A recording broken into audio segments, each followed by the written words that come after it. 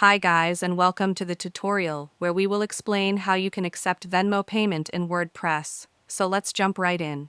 If you're running a WordPress website and want to accept Venmo payments, the easiest way is through PayPal checkout, since Venmo is a service owned by PayPal. This method works best if you're using WooCommerce to manage your store. Start by installing the necessary plugins. Go to your WordPress dashboard, navigate to Plugins, and then click on Add New. First, search for and install WooCommerce if you haven't already. Once that's active, search for another plugin called WooCommerce PayPal Payments. This is the official plugin by PayPal that allows you to accept multiple payment options, including Venmo.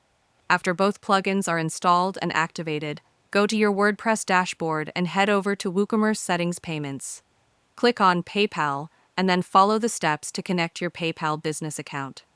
During this process, PayPal will walk you through enabling various payment methods, and one of those options is Venmo.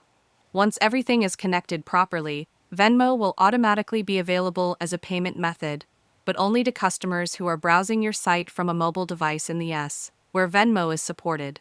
So if you test it from a desktop, you might not see the Venmo button, but on a phone or tablet, the option will appear under PayPal during checkout.